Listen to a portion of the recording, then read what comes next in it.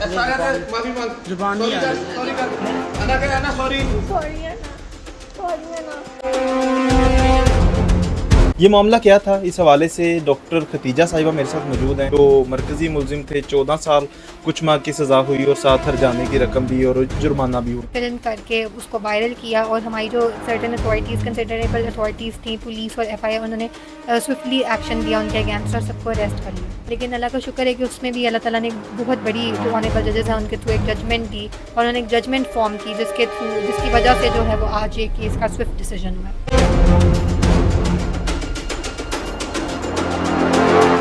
नाज़रीन, 2022 में एक वीडियो वायरल होती है जिसमें देखा जा सकता है कि एक खतून पर जो एक फैमिली तशद्दुद कर रही है और ज़बरदस्ती एक दूसरी खतून से माफ़ी मांगने का मुतालबा कर रही है। ये मामला क्या था, इस हवाले से डॉक्टर खतीजा साहिबा मेरे साथ मौजूद हैं।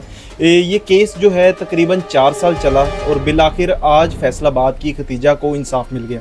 मेरे साथ डॉक्टर साहब मौजूद हैं, इनसे बात करते हैं और तफसीलात इनसे जानते हैं। अस्सलाम वालेकुम। वालेकुम सलाम। अच्छा मैम, बताइएगा ये मामला क्या था, कहाँ से आगाज़ हुआ, फिर वो वीडियो, ये केसेस बने, ये कैसे हुआ सर? बेसिकली मेरी एक जूनियर थी शेख अना अली, जिनके साथ मेरा एक पर्सनल आर्ग्यूमेंट की बेस पे उन्होंने अपनी पूरी फैमिली को इस में इन्वॉल्व कर लिया और उन्होंने कोशिश की to make me learn a lesson. लेकिन ये उन्हीं के अगेंस्ट सब चीज़ें चलेंगी जब उन्होंने फिल्म करके उसको वायरल किया और हमारी जो सर्टेन अथॉरिटीज़, कंसिडरेबल अथॉरिटीज़ थी, पुलिस और FIR, उन्होंने स्विफ्टली एक्शन दिया उनके अगेंस्ट और सबको अरेस्ट कर लिया।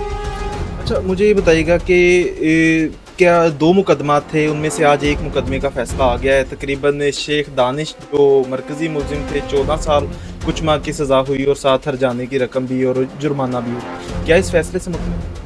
जी बिल्कुल, मैं मुतमईन हूँ। ये मैक्सिमम पनिशमेंट उनको अवॉर्ड की गई है, महम फातिमा और शेख दानिश अली को, जो हमारा पीका का एक्ट है, इलेक्ट्रॉनिक क्राइम्स के जो एक्ट है, उसके अंदर जितनी मैक्सिमम पनिशमेंट मिलती है उतनी उनको अवॉर्ड की गई है। अच्छा, 2 लोग जो इस केस में थे, मुलविस थे, लेकिन वो उनको आज जो है अदालत ने बरी किया। इस हवाले से क्या कहेंगे? बेसिकली अना अली शेख के अगेंस्ट इतनी FIA के केस में एविडेंस नहीं थी, लैक ऑफ एविडेंस की वजह से उनको एक्विट किया गया, वो भी इसीलिए क्योंकि वो 11 डेज़ बाद इन्वेस्टिगेशन का पार्ट बनी थी। लेकिन अभी हमारे पुलिस केस का फैसला आना बाकी है और मुझे पूरी उम्मीद है कि इंशाल्लाह वहाँ पे, क्योंकि एक ब्रॉडर एस्पेक्ट पे केस को देखा जाता है, तो हमारी जो जज है मैडम कनीज़ फ़ायज़ा भट्टी, वो बहुत अच्छा रिमार्केबल डिसीजन देगी रिगार्डिंग अना अली एज़ वेल।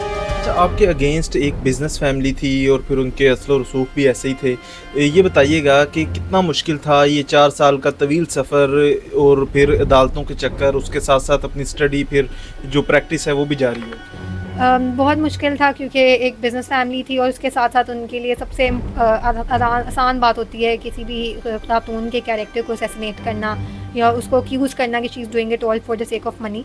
लेकिन अल्हम्दुलिल्लाह अल्लाह ताला मेरे साथ थे। यहाँ की अदालतें, वकला और सब मीडिया, सोशल मीडिया और सिविल सोसाइटी हमारी जो थी वो मेरे साथ थी और इसीलिए मैंने ये मेरी सब मोटिवेशन, आप सब मेरी मोटिवेशन थे, आप लोगों के कमेंट्स मेरी मोटिवेशन थे और मैं ये केस जो है वो यहाँ तक लेकर आई और जीते हम आज। अच्छा, मुझे ये बताइएगा इस सारे सफ़र में जो है किस किस तरीके से आपको जो है प्रेशराइज़ किया गया, कोशिशें की गई के बाद जो है वो सेटलमेंट की तरफ चली जाए?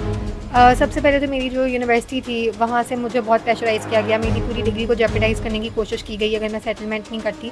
लेकिन मैंने सेटलमेंट नहीं की और हम लोग हाई कोर्ट गए और वहाँ से मैंने अपनी डिग्री जो है वो ली। सेकेंडली हमें बोगस FIRs का पार्ट बनाने की कोशिश की गई, हम पे फेक FIRs करने की कोशिश की गई, लेकिन वो भी उनकी सारे प्लान जो थे वो फ्लॉप हो गए। एंड थर्डली अभी रिसेंटली ये लोग सुप्रीम कोर्ट गए थे for stay of the case, लेकिन अल्लाह का शुक्र है कि उसमें भी अल्लाह ताला ने बहुत बड़ी जो ऑनरेबल जजेस हैं उनके थ्रू एक जजमेंट दी और उन्होंने एक जजमेंट फॉर्म की जिसकी वजह से जो है वो आज ये केस का स्विफ्ट डिसीजन है। अच्छा, इस सारे सफ़र में इसका क्रेडिट किसको देंगी, मोटिवेशन और सबसे ज़्यादा हौसला किसने बढ़ाया? मेरा ख्याल है सबसे बड़ा क्रेडिट तो अल्लाह ताला को जाता है और उसके बाद जो है वो मीडिया को, मेरे लॉयर्स को, अब्दुल खालिक सुफरानी, ज़ैन अली कुरैशी, शाहिद हामिद अवान, औरंगज़ेब अवान, इन सब ने मेरा बहुत साथ दिया। आप सब लोगों ने, अदालतों ने और जो सिविल सोसाइटी थी, सब ने मेरा बहुत साथ दिया। अच्छा, आखिरी में मुझे बस ये बताइएगा कि उन ख़वातीन के लिए क्या पैगाम देंगी जो इस डर से कि अदालतों के चक्कर हैं और इंसाफ तो मिलना नहीं है, ये अपने केसेस के लिए रिपोर्ट ही नहीं करती, जुल्म सहती रहती हैं? इसके लिए मैं एक आयत कोट करना चाहूँगी, वतवा सोबिल हक़ वतवा सोबिल सब्र। जब आप हक़ पे खड़े होते हैं तो फिर सब्र तो करना पड़ता है।